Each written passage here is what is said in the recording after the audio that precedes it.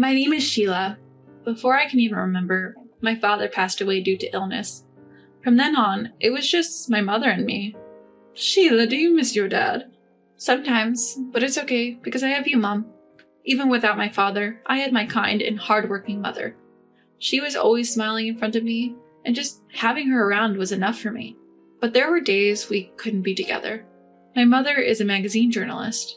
After my father passed away, she apparently returned to the weekly magazine editorial department she worked for before getting married. So she often had to leave home for work. If I said I wasn't lonely, I'd be lying.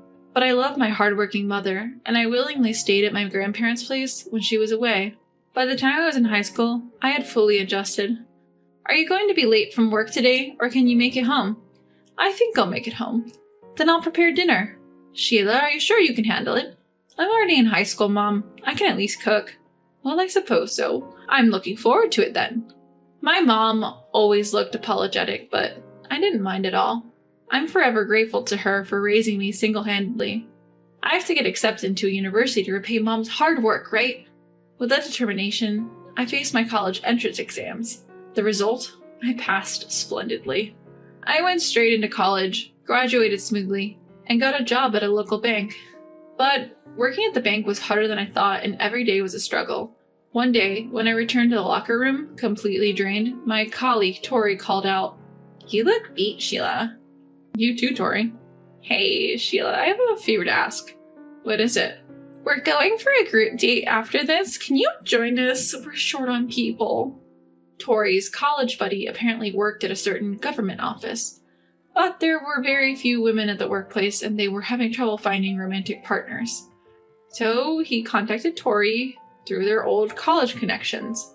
They're all seriously looking for marriage partners, so I don't want to take along anyone weird.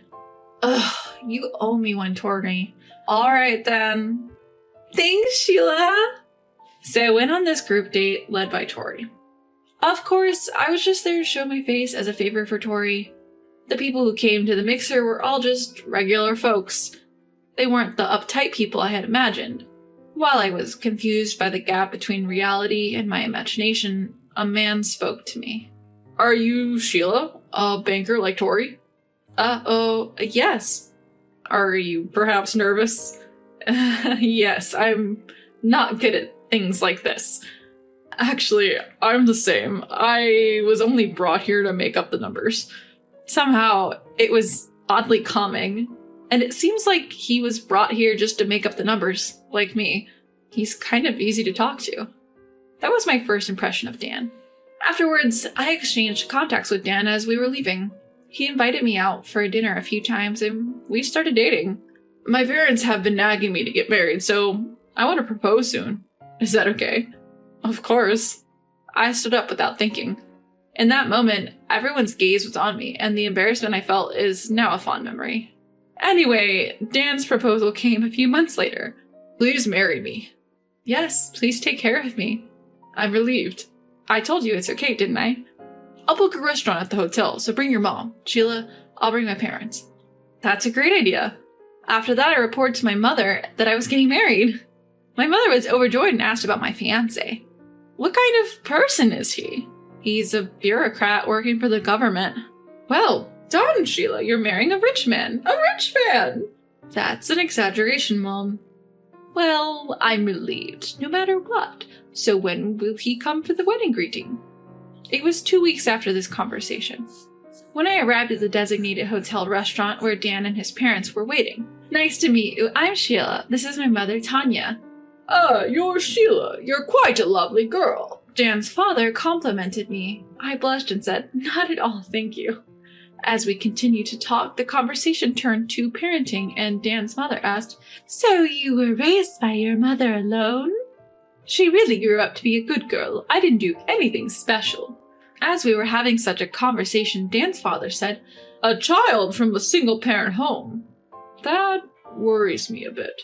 Oh, what about a single-parent home concerns you? My mother asked Dan's father. Dan's father chuckled. Well, you're self-employed as a freelance writer, right? So the child of a poor person is becoming my daughter-in-law. That would naturally be concerning. A poor person's child, my mother frowned. I glanced at Dan and saw that he was just fumbling. Why isn't he saying anything when I'm being belittled?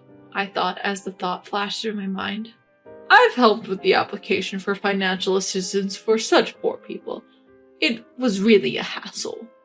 At that moment, my mother's gaze sharpened. She seemed quite angry. But she didn't voice it. Instead, she said to Dan's father, "You're quite the bureaucrat. For future reference, please tell me more." "Sure. If you listen carefully, it'll be a good reference for a poor person." Well, well. In that case, can I record your noble story? Perhaps inspired as a freelance writer, my mother took out a pen and notebook.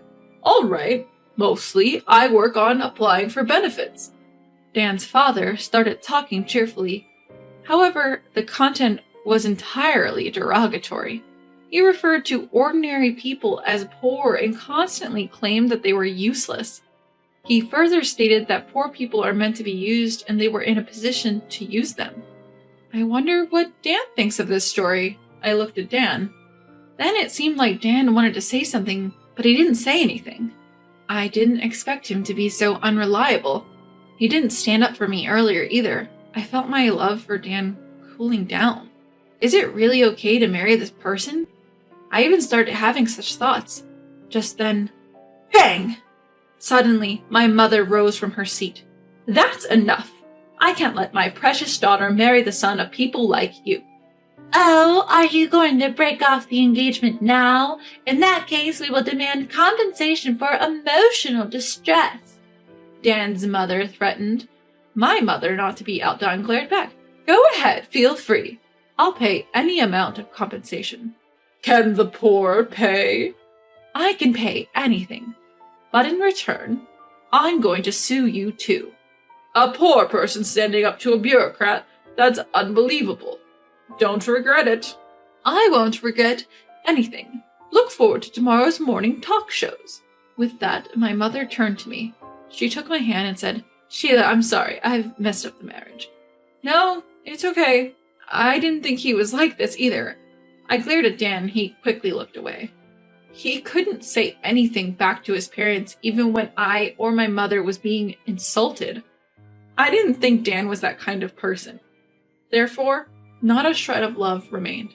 The broken engagement even felt refreshing. Sheila, let's go home. Later, as we left the restaurant, my mother told me, I have preparations for tomorrow, so I need to go. Don't let this get to you, Sheila. As soon as I parted with my mother, tears welled up in my eyes, not from sadness. If anything, I felt more betrayed by Dan. And then the next day, since it was a holiday, I was watching videos at home. But then I remembered what my mother had said and turned on the TV.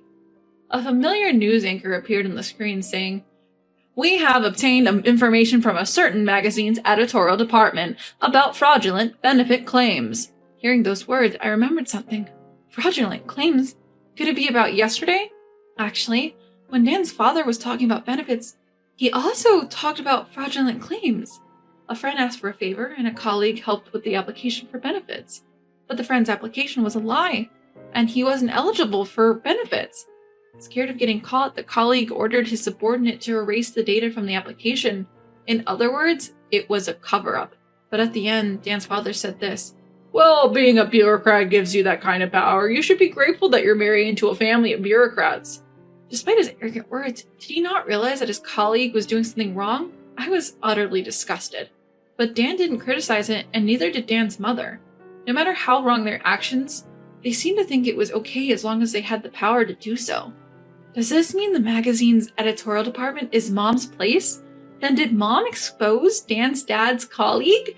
Just as I was thinking this, my phone suddenly rang. Hello? Dude, it's Dan. What the hell's going on? What do you mean? The TV, the talk show. Dad was casually talking about it. Well, I don't know. Dad's furious. What are you gonna do about it? I could hear Dan's panicked voice, but there was nothing I could do. Looking at the TV again, the news anchor was saying, And that was the news about fraudulent benefit claims. We also have audio data of a confession from a serving bureaucrat. Audio data from a serving bureaucrat? Come to think of it, my mom had asked Dan's father if she could record the conversation at the greeting event yesterday. Before I could make an excuse, Dan said, "If Dad finds out there's a recording, he's going to do everything he can to get it back. You better give it back." With that, the call from Dan abruptly ended. A wave of anxiety washed over me. Perhaps he might resort to force. The thought filled me with dread. That's it, Mom! I immediately dialed my mother. Then the sound of a ringing phone came from the front of the house. When I opened the door, my mother was standing there. Mom! Oh, hold on a sec. My phone's ringing. That's me. Oh, Sheila, it's you! What's up? Is something wrong? Well, I told her about the call from Dan. But my mother didn't seem to panic, saying, "We'll be okay, don't worry." Really? Yes.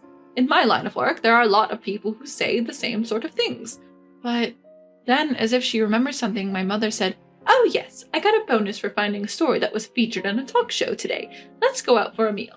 Are you sure? We should spend this kind of money freely. Besides, there are things I'd like to forget too. My mom said this jokingly.